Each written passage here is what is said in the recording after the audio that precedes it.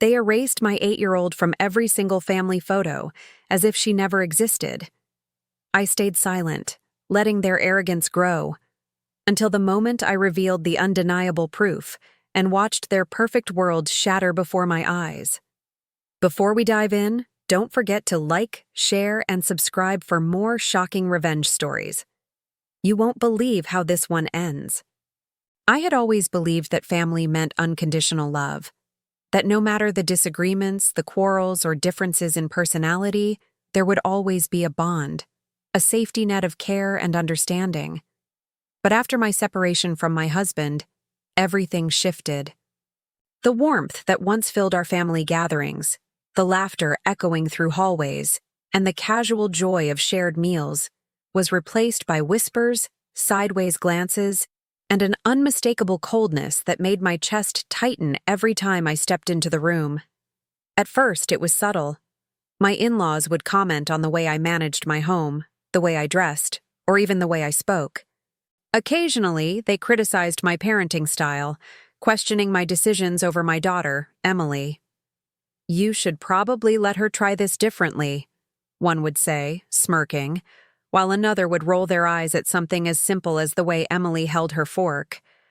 My bright, lively 8-year-old, full of energy and curiosity, was often ignored, excluded from conversations, or met with looks of disapproval for even the smallest things. I tried to brush it off, convincing myself it was jealousy, misunderstanding, or even my imagination. But deep down, I felt the sting of rejection and the gnawing suspicion that something was very wrong. The first true shock came one rainy afternoon when I was flipping through the family photo albums. A birthday party, a holiday gathering, a quiet afternoon in the backyard, moments that should have been frozen in time with Emily smiling, laughing, playing with cousins, were all missing her. Her small hand wasn't holding a balloon. Her cheerful grin wasn't caught on camera. Her presence wasn't recorded. Something inside me froze. At first, I tried to rationalize it. Maybe it was an accidental crop, a blur, or a forgotten frame. But as I went through more photos, a horrifying pattern emerged. Every image of Emily had been altered, removed, erased. They had photoshopped her out of every single picture. Every memory of her with family had been deliberately wiped clean, as though she had never existed in these moments. I remember the exact moment I confronted my sister-in-law. My hands trembled slightly as I held up a holiday photo. My heart was pounding so loudly I was sure she could hear it. "Why isn't Emily in this picture?" I asked softly, trying to keep my voice steady, almost like I was testing the waters. She chuckled lightly, a smug, dismissive smile on her lips.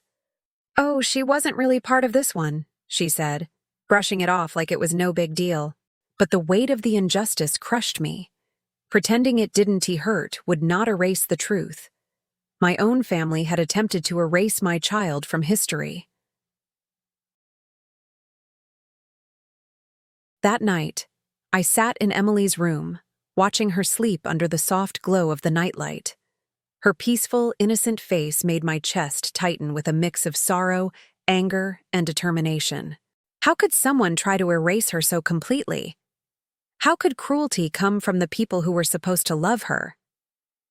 My anger simmered beneath the surface, but so did a quiet, burning resolve. I couldn't let this go. I contacted distant relatives, family friends, anyone who might have saved the original photos. Each person I reached out to confirmed the same thing. Emily had been deliberately removed from every family memory, and my in-laws, arrogant and overconfident, had no idea I was quietly collecting evidence. I began documenting everything meticulously. Every edited photo, every sly comment, every act of exclusion was recorded. I watched their arrogance grow with each passing day, unaware that I was preparing to expose them. Every interaction reinforced my determination. When they laughed about events Emily missed or whispered behind my back, I felt a mix of rage and sorrow. Rage at their audacity, and sorrow that my child could be treated as if she didn't exist. But every insult, Every small act of erasure strengthened my plan. I still remember calling a distant cousin who had first noticed the edits. She sent me copies of the unaltered originals quietly, warning me, "They'll never know I gave these to you." I held those images like treasure. Each photo became a piece of truth that could not be denied. Emily's bright smile, her infectious laughter, her unmistakable presence, these could not be erased. They had tried, but reality could not be rewritten. The weight of injustice became fuel for my resolve.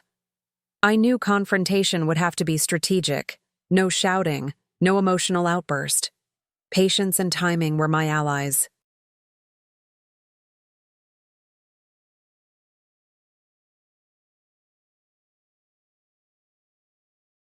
I would reveal the truth when the moment mattered most, when the impact could not be ignored, and when they could finally see the magnitude of their own cruelty. Even now, thinking back, I feel the tension in my chest during those days. I realized something vital. Those who try to erase others do so thinking they are safe, thinking no one notices. And that is precisely when their downfall becomes inevitable, when they underestimate the quiet, patient strength of someone they believe powerless. I needed proof, and I needed strategy. Every day I navigated the fine line between grief, anger, and careful planning. My goal was not to lash out, but to collect irrefutable evidence that would leave no room for denial. I began quietly reaching out to distant relatives, cousins, aunts, family friends, anyone who had photos of Emily over the years. Each phone call felt like stepping on a tightrope. I had to be careful not to alert anyone to my suspicions. I asked gently, almost casually, about holidays, birthdays, or casual get-togethers, listening closely for any hint of acknowledgement about Emily. Every detail, every memory shared, was a piece of the puzzle. Days passed, and slowly the evidence started to come together. Original photographs arrived via email, printed copies, even scanned images sent discreetly. Every photo was a revelation. Emily's laughter frozen in a frame, her bright eyes captured in a fleeting moment, her hand holding a balloon or clinging to a cousin. Every memory they had tried to erase was intact in reality. It was infuriating to know that the family had deliberately hidden these moments, yet empowering to see that I had found them. Meanwhile, the family continued their small, subtle manipulations. At every gathering, they found new ways to exclude Emily, to belittle my presence, or to mock my parenting. "She probably doesn't even remember that event," one would whisper, smirking. Another would say, "Oh, she wasn't really part of that group anyway." Their arrogance was growing, and with it, my determination. I began documenting everything meticulously. Every edited photo, every sly remark, every whispered joke, every exclusion from family moments was recorded. I saved timestamps, compared original photos with the altered ones, and kept a detailed log of interactions. Each entry added fuel to my plan. I wasn't just building a case, I was constructing a narrative of deliberate erasure, a story of cruelty that could no longer be denied. Despite the growing weight of evidence, balancing my emotions was a constant struggle. Anger surged at unexpected moments, threatening to betray my plan. Grief often pressed down like a heavy blanket, reminding me of the injustice my daughter had endured. But I learned to channel these emotions into focus. I would not allow my anger to ruin the precise timing required to maximize the impact of the reveal. Every interaction, every gathering, every whispered comment became part of my research, part of the preparation. Then came moments that tested my patience. A new family gathering, Emily once again subtly excluded. I noticed the small ways they laughed at my expense, dismissing my concerns, thinking I hadn't noticed. My heart tightened with both frustration and resolve. Their arrogance was my advantage. They were building their own downfall, blind to the fact that I had been quietly collecting evidence all along. One evening, I called a distant cousin who had first noticed the edits. "You still have those photos, right?" I asked, my voice calm, though my hands trembled slightly. She reassured me. "Yes, I kept copies. They'll never know." Holding those images felt like gripping a lifeline. Every photo was a testament to Emily's existence, a reminder that no amount of manipulation could erase her from reality. The tension during those days was almost unbearable. Each family event, each phone call, each social media post felt like a test of my restraint. I would watch closely, noting reactions, recording interactions, silently planning. Every joke about Emily, every remark attempting to erase her, only reinforced the urgency of my mission. I began constructing a timeline of events. Each photo, each interaction, each subtle act of cruelty was catalogued. I analyzed every comment, every edit, every whisper. My plan became a careful orchestration. Patience, observation, and strategy leading to a single, undeniable revelation. I envisioned the confrontation in my mind repeatedly. The moment when their arrogance would meet the weight of truth. The moment when disbelief, guilt, and shock would replace their smug confidence. The thought kept me awake at night, but it also gave me a strange sense of calm. I wasn't acting out of vengeance alone. I was preparing to reclaim dignity and justice for my daughter. By the end of this period, I had transformed my hurt and frustration into focused determination. I had every piece of evidence, every original photograph, every document, and every witness ready. Their arrogance had blinded them to my awareness, but it would not blind them to the truth when the time came. The stage was nearly set. All that remained was careful timing, strategic execution, and the satisfaction of finally confronting the injustice that had shadowed my daughter's life. Patience had been my ally, and soon their world of arrogance and manipulation would be shaken to its core. By now, I had every piece of the puzzle in my hands. The original photographs, timestamps, confirmations from distant relatives, and documented interactions, all of it painted a clear picture of their deliberate attempts to erase Emily from our family's memory. But collecting evidence was only the first step. I knew that raw proof alone wasn't enough. Timing and strategy would determine the impact. The first thing I had to do was choose the perfect moment. It couldn't be a casual encounter, a fleeting argument, or an unplanned conversation. I needed a setting where everyone would be present, relaxed, and unsuspecting, where their arrogance and sense of superiority were at their peak. Only then would the reveal hit with full force. After careful thought, I decided on the next major family gathering. A formal dinner, with relatives from both sides attending, the atmosphere polite yet indulgent, filled with the casual boasting and smug satisfaction they always carried. They would never suspect that I, the supposedly powerless daughter-in-law, had orchestrated a plan that would shatter their illusions. Next came the strategic presentation of evidence. I organized the photos chronologically, highlighting the deliberate edits, the subtle erasures, the moments where Emily's presence had been wiped away. Side by side, the originals and the altered versions would leave no room for excuses. Every smile, every gesture, every laugh captured in the untouched photos was a statement. Emily had existed, and no one could take that away. I also carefully considered the psychological impact. I knew them well. Their arrogance, their overconfidence, their belief that they were untouchable. They thought I would never notice, that I would silently accept their cruelty. Their smug smiles, whispered comments, and dismissive laughter would all work against them. By remaining calm, collected, and almost indifferent on the surface, I could make them underestimate the storm that was about to break. I rehearsed my timing and words meticulously. I would begin casually, mentioning the family photos, letting them think it was just small talk. I would wait for their dismissive or sarcastic responses, their habitual smirks. Then, slowly, deliberately, I would present each photograph, one at a time, allowing the weight of truth to sink in. Pauses would be calculated, expressions measured, impact maximized. Every interaction in the days leading up to the gathering became part of the plan. Their boasting, their casual jokes about events Emily had missed, their underestimation of me. They were all puzzle pieces. I memorized likely reactions, anticipating disbelief, denial, and excuses.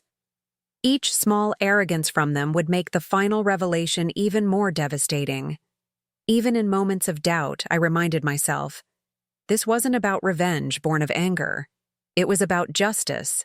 The cruelty they had displayed was undeniable, and the evidence in my hands left no room for reinterpretation. I had to remain patient, methodical, and precise. Timing was everything. The suspense in my mind was almost unbearable. I imagined their faces as I revealed the first photo. The initial confusion, the dawning realization, the silence as truth struck. I visualized each gasp, each frozen expression, each whispered apology that would ripple through the room. It was a psychological crescendo, built carefully over weeks of preparation and observation. Finally, I felt ready.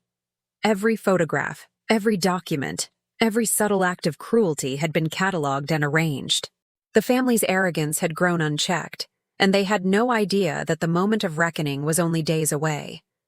The stage was set, the pieces aligned, and all that remained was execution. For the first time in weeks, I felt a sense of calm. The storm was coming, and it would be undeniable. They had tried to erase Emily from their world, but they had underestimated the quiet strength, patience, and determination of a mother who would not allow injustice to prevail. I closed my eyes briefly, taking a deep breath, imagining the impact. Disbelief, shock, humiliation, and ultimately, recognition of the truth. This was not just a confrontation, it was a carefully orchestrated revelation of justice, and it would be unforgettable. The day had arrived. The family gathering was in full swing, a formal dinner with relatives from both sides, the atmosphere polite yet filled with the usual smug satisfaction. Their arrogance and confidence hung in the air like a thick invisible curtain, and I knew this was the perfect setting. I approached the group calmly, holding the stack of original photographs in my hands. My heart raced, but my expression remained composed. I thought it was time to share something important with everyone, I said softly, enough to draw attention, yet carefully measured so no one could predict what was coming.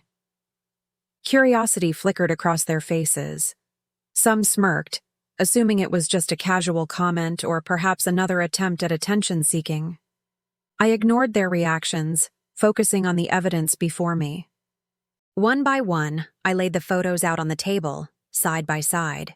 The altered versions they had proudly displayed versus the original, unedited photos showing Emily clearly present, smiling, laughing, alive in every memory. The room fell silent. Their smug confidence faltered, replaced by confusion and disbelief. Their carefully constructed facade of innocence began to crack. How did you get these? One of them stammered, disbelief shaking their voice. I let the question hang in the air. These aren't just pictures, I said, my voice calm but firm. These are the truth, and the truth shows exactly what you tried to erase. Gasps filled the room. Eyes widened, mouths opened and closed. The whispers started, frantic at first as they tried to defend themselves. It must be a mistake, one said. We didn't mean... Another faltered.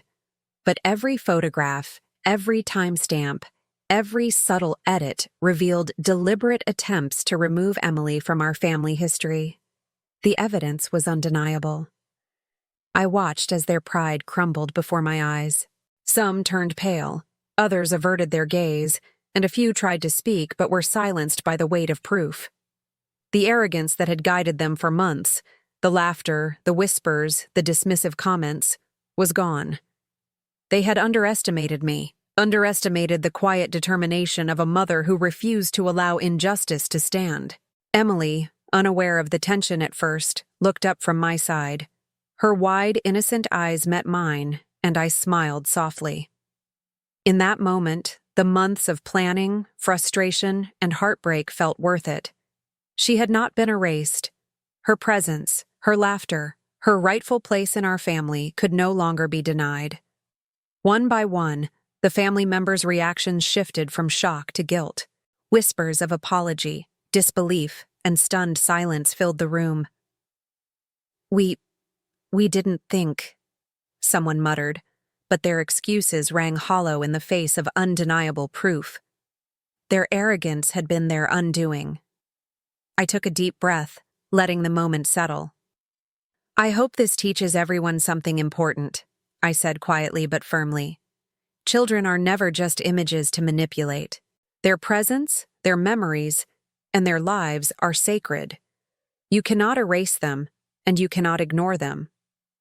The silence that followed was heavy but satisfying. Justice had been restored, not through yelling, confrontation, or anger, but through truth and undeniable evidence. Emily's place in the family could no longer be questioned. Her memories, her moments, and her presence were indisputable. As the gathering ended and the family left, I sat quietly with Emily, holding her hand and watching her laugh at a small joke I made. Relief washed over me. Months of quiet determination, careful planning, and patience had led to this moment of truth. I reflected on everything: the subtle cruelty, the whispers, the photoshopped images, the indignity, and I realized that while anger had fueled me, it was patience, strategy, and courage that had delivered justice. For the first time in months, I felt complete peace.